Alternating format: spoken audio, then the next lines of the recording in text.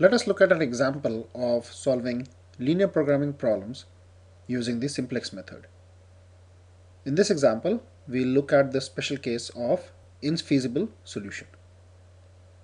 Now, from the graphical method that we have seen in the other chapter, we know that infeasibility is said to exist if there is no solution to satisfy all the constraints. Now, typically, in graphical method, let's say you have two constraints. This is the first constraint and this is the second constraint. For the first constraint, the feasible solution is the region on this line as well as below this line. And for the second constraint, let's say the region is on this line and below this line. So the common area which meets the first as well as the second constraint is known as the feasible solution region for this problem. However, consider this graph where you have one constraint which has the feasible region as the points on this line and below this line, and the second constraint which has feasible region on this line and above this line. So then there is no region or no area which is common to both these constraints, which means that this problem will have an infeasible solution. That means there is no feasible solution for this problem.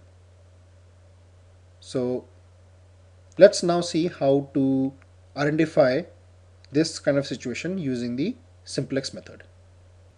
So the problem at hand is to maximize z or z, which is equal to x1 plus 2x2 plus x3. So x1, x2 and x3 are the decision variables. And this is subject to constraints x1 plus x2 divided by 2 plus x3 divided by 2 is less than equal to 1. 3 by 2 x1 plus 2x2 plus x3 is greater than or equal to 8. And x1, x2, x3 is greater than or equal to 0. Now typically in solving the linear programming problems with Simplex method, the first step is to construct an LP model of the problem. However, in this case, we already have been given the LP model. So let's move to the next step, which is to standardize the problem.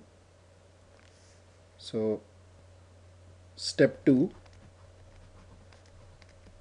is standardization of the problem.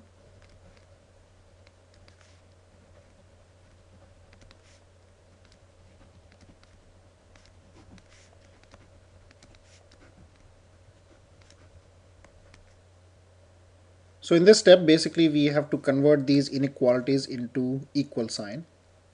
So for the first constraint, the left hand side can be less than or equal to 1. So in order to make this equal to sign for left hand side to be equal to right hand side, we will add a slack variable s1 on the left hand side. For the second constraint, the left hand side is greater than or equal to 8.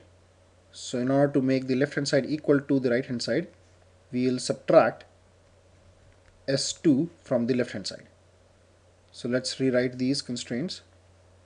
So x1 plus x2 divided by 2 plus x3 divided by 2 plus s1 is equal to 1. 3 by 2 x1 plus 2x2 plus x3 minus s2 is equal to 8. And x1, x2, x3 and s1 and s2 should be greater than or equal to 0. However, for the second constraint, when we find the basic initial feasible solution and put x1, x2, x3 as zeros, we'll get s2 is equal to minus 8. Now this does not meet the condition that all the variables should be greater than or equal to 0. So in order to overcome that situation, we will introduce an artificial variable into this second constraint, which is a1. So let us rewrite these constraints. So our first constraint remains as it is. So x1 plus x2 divided by 2 plus x3 divided by 2 plus s1 is equal to 1. And the second constraint becomes 3 by 2 x1 plus 2x2 plus x3 minus s2 plus a1 is equal to 8. And x1, x2, x3, s1, s2 and a1 are all greater than or equal to 0. Now since we have introduced these three new variables s1, s2 and a1 in the LP model, we have to make sure that these variables are also added into the objective function. So let's do that.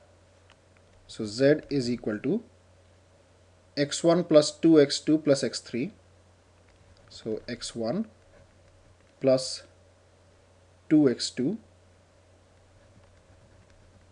plus x3. Now we'll consider the slack variable s1 and the surplus variable s2. So we'll consider that these two do not have any impact on z. So we will consider the coefficients of these two variables as zeros. So plus 0 s1 plus 0 s2. Now we have this artificial variable a1, and we don't want this artificial variable to appear in the final solution.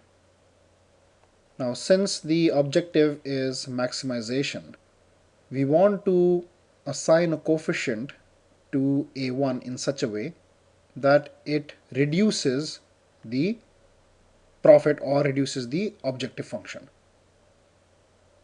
so that it will automatically get eliminated from the solution. So what we'll do is we'll assign it a coefficient which is a large number, let's say m. And since we want it to have a negative impact on the profitability or the objective function, we'll do a minus m as coefficient of a1. So minus m a1. So this becomes our objective function where z has to be maximized.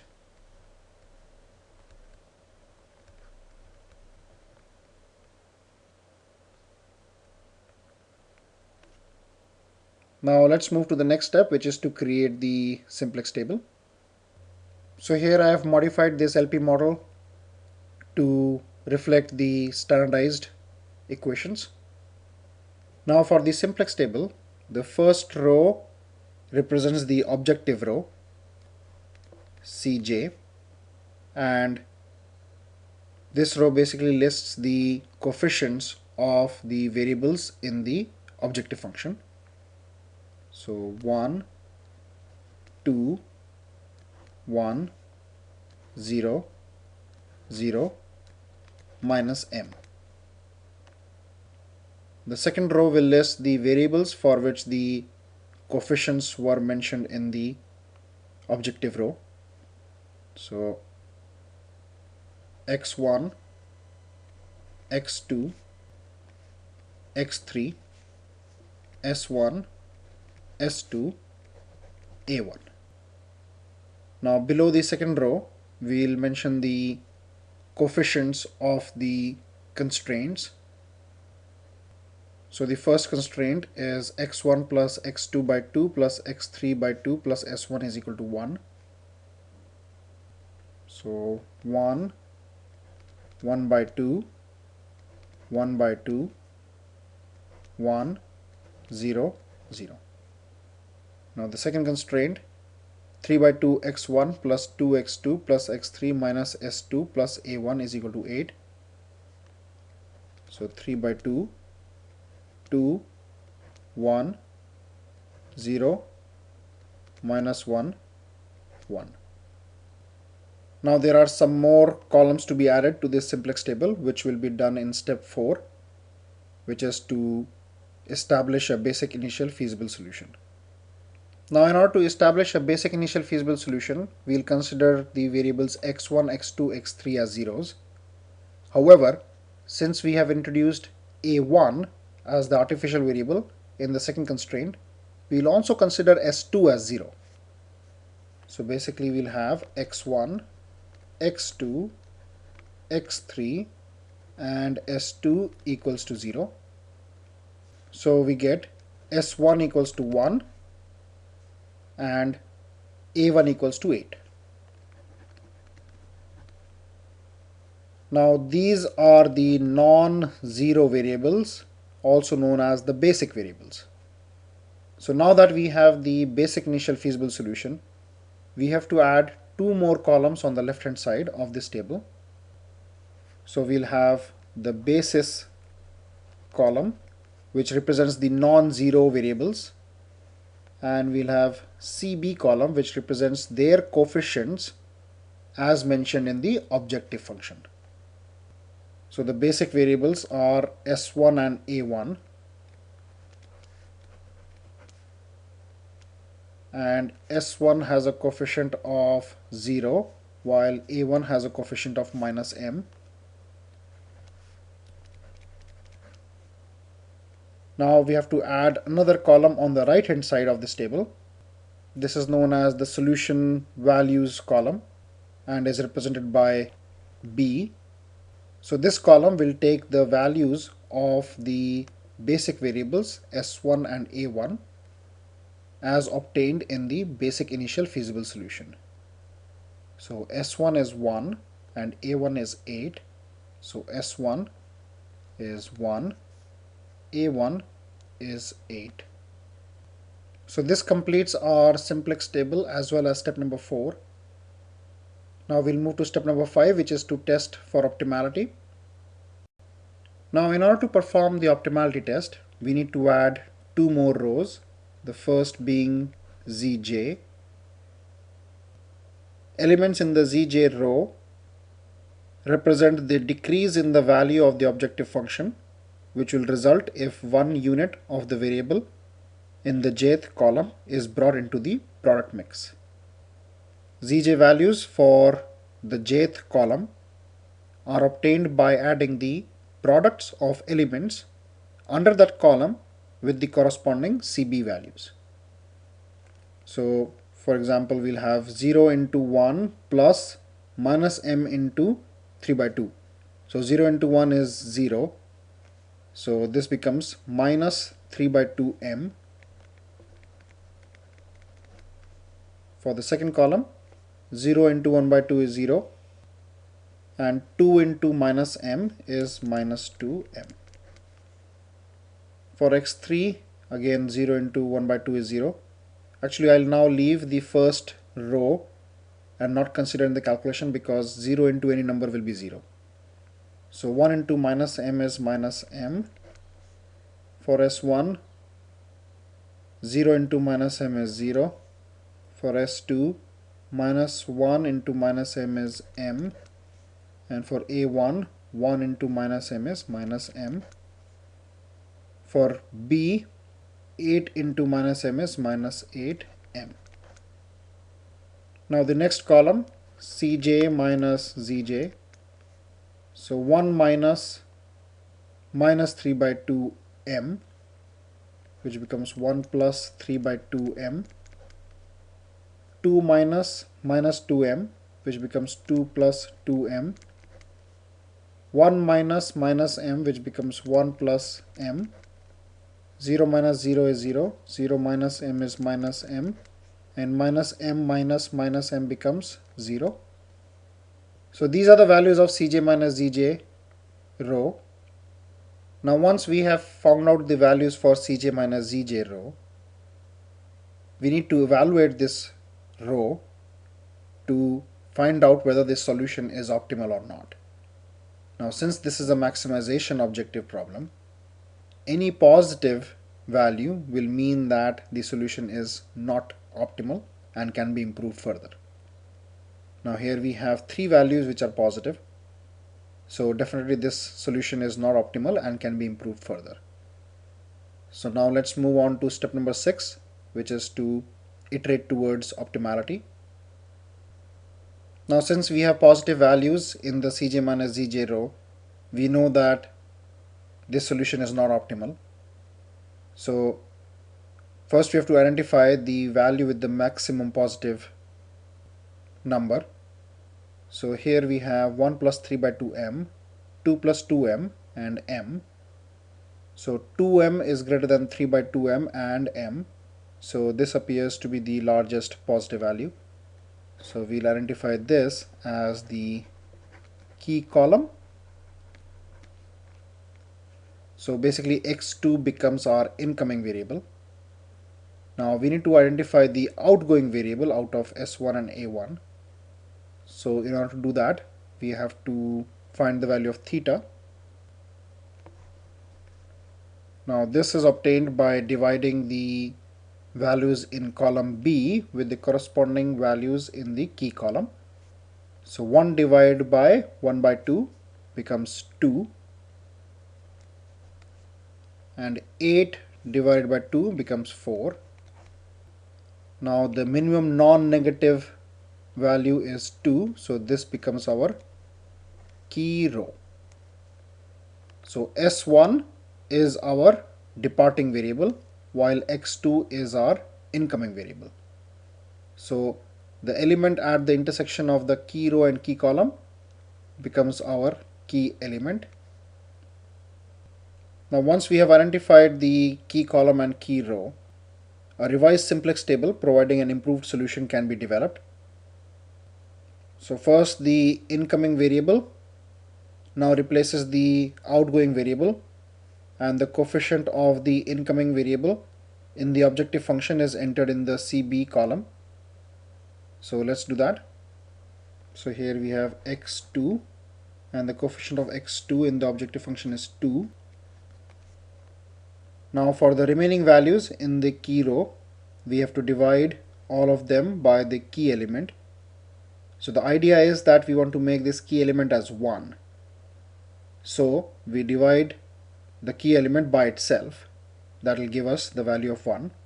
And since we are dividing this key element by 1 by 2, we have to divide all the elements by 1 by 2. So let's do that. 1 divided by 1 by 2 becomes 2. 1 by 2 divided by 1 by 2 becomes 1. 1 by 2 divided by 1 by 2 becomes 1. 1 divided by 1 by 2 becomes 2. 0 divided by 1 by 2 is 0. 0 divided by 1 by 2 is 0. 1 divided by 1 by 2 is 2. So let me replace this row with the new values. Now let's move to the next row, which is row A1. So here the variable and its contribution, that is the CB column value, are reproduced without change. Now all the other elements in the row are replaced by new elements obtained by subtracting a multiple of the reduced key element. So this is a reduced key element from the element in the other row. Now the same multiple has to be multiplied by all the reduced elements of the key row and subtracted from the corresponding elements of the target row. So basically the idea is that we have to make this element 2, which is at the intersection of the key column and the row in consideration, as 0. So basically what we have to do is 2 minus 1 into x. 2 minus 1 into x is 0, or x is equal to 2. So now we have to do 2 minus 1 into 2, so this becomes 0. Now we have to do the same calculation for all the elements. Now let's do the same calculation for all other columns. So for x1 it becomes 3 by 2 minus 2 into 2. So this is 3 by 2 minus 4. 2 is the LCM. 3 minus 4 2s are 8. This is minus 5 by 2. For x3 it becomes 1 minus 1 into 2. So this is 1 minus 2. This is minus 1. for S1, 0 minus 2 into 2, so minus 4. For S2, minus 1 minus 0 into 2, so this remains minus 1. For A1, 1 minus 0 into 2, so this remains 1. For column B, 8 minus 2 into 2, so 8 minus 4, which is 4. So let me rewrite these new values for this row. So now this is our improved solution. So let's find the values of Zj and Cj minus Zj. So this becomes 2 into 2 plus minus m into minus 5 by 2. So 4 plus, and then minus minus will become plus, 5 by 2m. 2 into 1 plus 0 into minus m, so this becomes 2. 1 into 2 is 2 plus minus m into minus 1 is m, so 2 plus m. For S1, 2 into 2 plus minus m into minus 4, so 4 plus 4m. For S2, 2 into 0 is 0 plus minus m into minus 1 is m. For A1, 2 into 0 is 0 plus minus m into 1 is minus m. For B, 2 into 2 is 4 plus minus m into 4 is minus 4m. Now we move on to Cj minus Zj. So 1 minus 4 plus 5 by 2m. So 1 minus 4 plus 5 by 2m. So this becomes 1 minus 4 minus 5 by 2m. So this becomes minus 3 minus 5 by 2m. So minus 3 minus 5 by 2m. For x2, 2 minus 2 is 0. For x3, 1 minus 2 plus m. So 1 minus 2 plus m. This is 1 minus 2 minus m. This is minus 1 minus m. So minus 1 minus m. For S1, 0 minus 4 plus 4m. So this becomes minus 4 minus 4m. For S2, 0 minus m, which is minus m. For A1, minus m minus minus m, so minus m plus m, this is 0. Now once we have the Cj minus Zj row values, we have to evaluate these values. And since we have the objective function as maximization, any positive value will mean that there is scope for further improvement. However, here we see that we have either negative values or 0, which means that this is the optimal solution. Now, even though this is an optimal solution, we have this artificial variable still in the solution and has a value of 4. So this means that this problem or this example does not have a feasible solution.